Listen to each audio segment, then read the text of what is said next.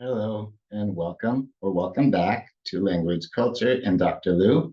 And so today I'd like to talk about what are the most difficult languages for English speakers to learn. And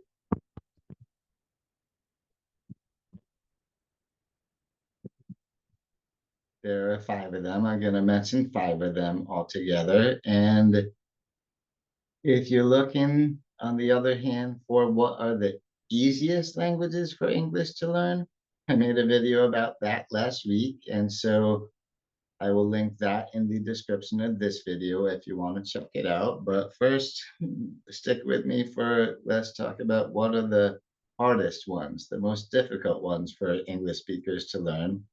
And when I did the video about the easiest languages for English speakers to learn, I concentrated on some category one languages. And category one languages, according to the FSI, the Foreign Service Institute, which is the group who trains American diplomats. Category one languages such as French, Spanish, Italian, Portuguese, Dutch, Danish, Afrikaans, Norwegian, and Swedish. All those fall under the easy ones, whereas the more difficult ones fall under categories 4 and 5. Well, 4 or 5. And these categories are for languages that are excessively difficult for native speakers of English to learn. And by that, I mean it takes at least 2,200 class hours to gain proficiency in these languages. So that's like at least three times what it takes to learn a category one language. And so as we can see here, the languages that are the ones I picked out as five of the most difficult to learn of all are Mandarin Chinese, Japanese, Korean, Arabic, and to a somewhat lesser extent, Hebrew. And so in that order. So which one do I pick out as the most difficult one to learn? And this is all based on factors such as grammar, pronunciation, the writing system, shared vocabulary, and the distance between the culture or cultures spoken that speak these languages and cultures of English speakers. And so, yeah, the most difficult one, in my opinion, is probably going to be Mandarin Chinese.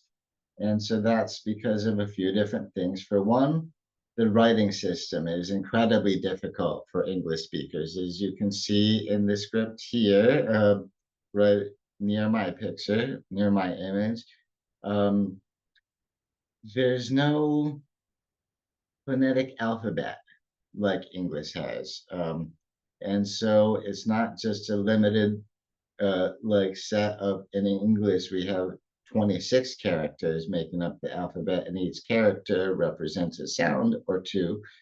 And in Mandarin, what we've got is not your typical alphabet, but literally thousands of characters. So these are not phonetic. These don't represent how things sound as much as what they mean.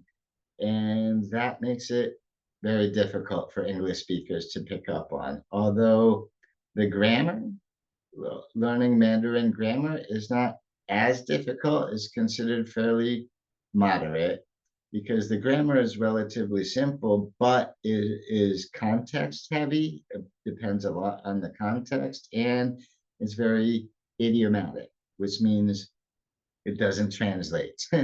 Not literally anyway, which makes it kind of more difficult for language learners like that. And as far as pronunciation goes, Mandarin is a very hard language for English speakers to learn how to pronounce because it's a tonal language. It has four main tones plus the neutral part of it. And so these tones will change the meaning of a word. And that is something that's very foreign to English speakers, highly foreign to them.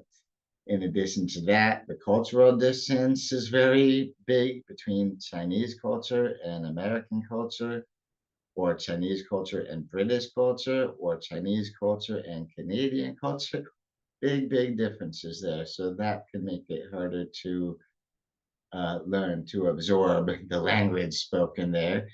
And uh, a big challenge, of course, is going to be mastering the tones in Chinese when you're pronouncing Chinese, as well as reading and writing, because they don't have an alphabet like we do in the same way. It's literally thousands of different characters. So all that can be super difficult. And again, idioms.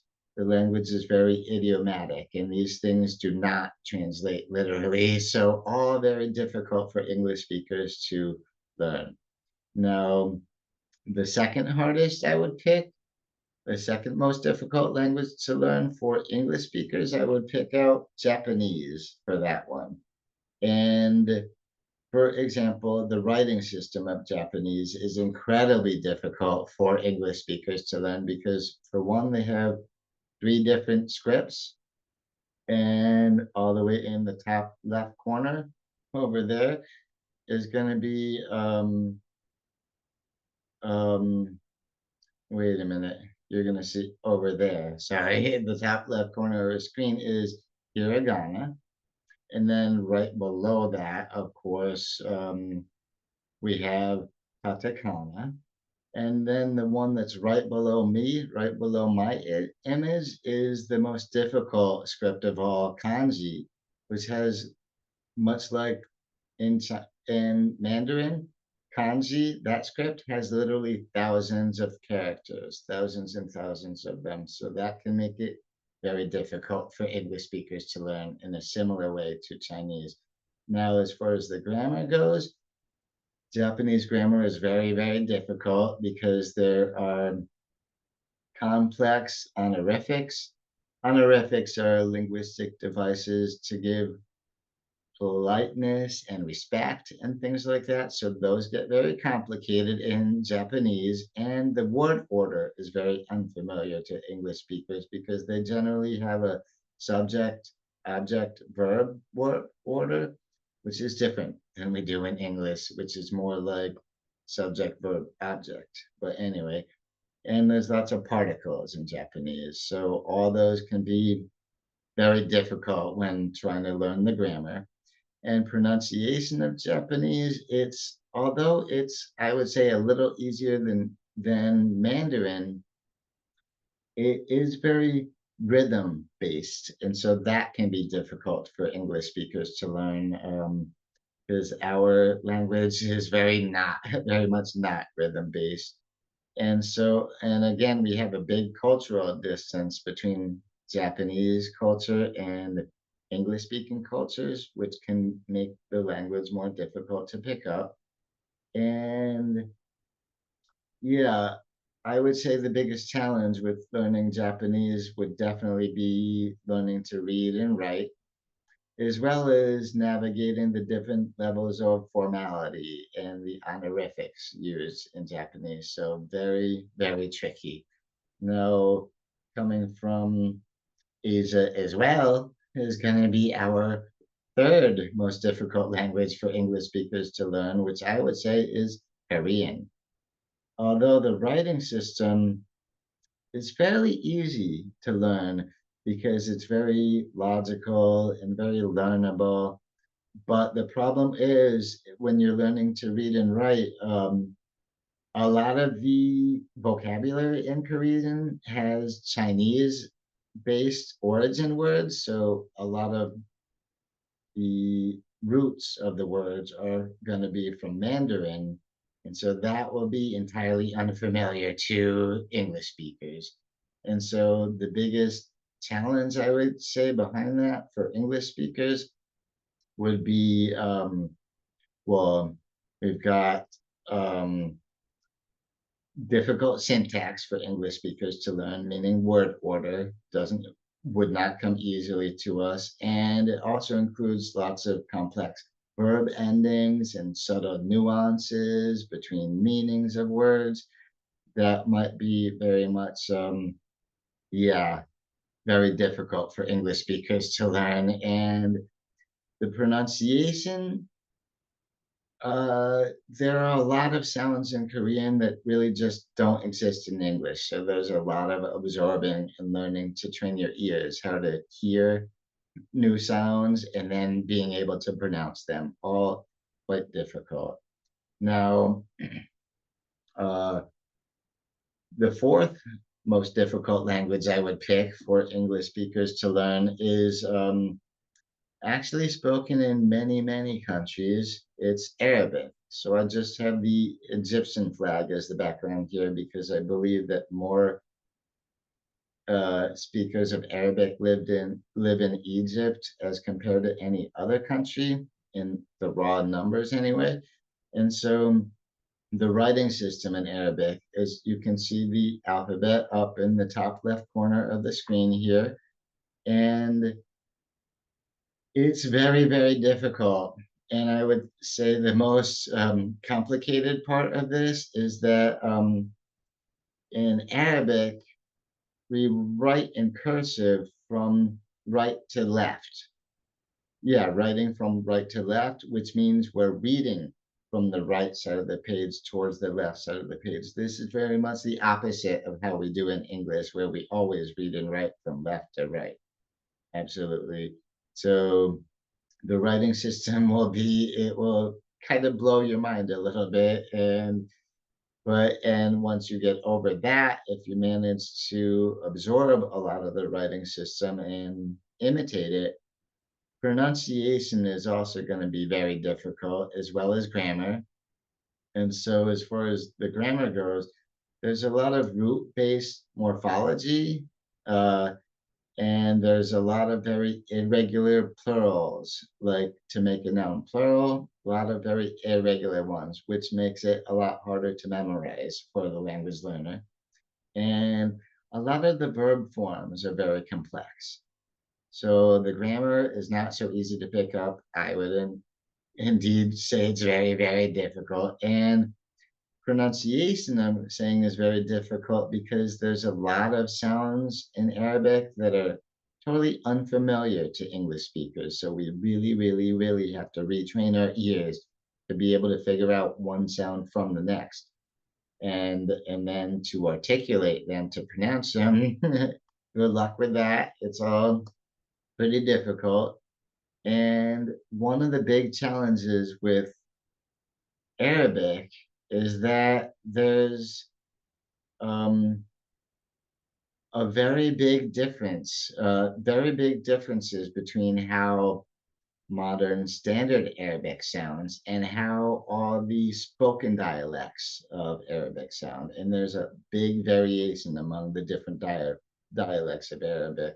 So we got a lot of different pronunciation guides to go through, and none of them lined up perfectly well with the standard modern Arabic, which is so we're going to start out in school by learning a standard language.